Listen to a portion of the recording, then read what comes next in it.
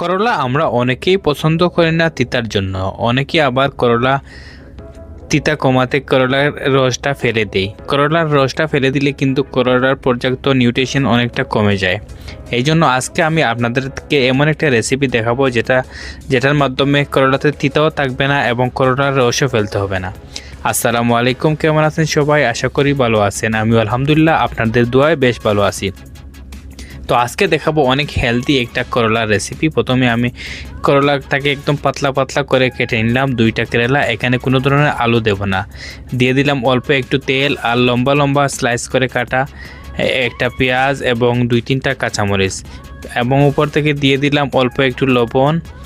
এখন ভালো করে পেঁয়াজটাকে হালকা ভেজে নেব। তারপরে এখানে সরাসরি দিয়ে দিলাম আমি করলাটাকে 5 মিনিটের মতো সিদ্ধ হওয়ার পরে দিয়ে দিলাম এখানে যতটুকু করলা ছিল তার অর্ধেক টমেটো। বাস এখানে আমি 15 থেকে 20 মিনিটের মতো রান্না করব লো ফ্লেমে। দেখতে পাচ্ছেন আমার রান্নাটা হয়ে গেছে খুব সহজেই, আর খেতেও অনেক দুর্দান্ত হয়েছে এবং একদম তিতা লাগেনি এবং অনেকটা হেলদি।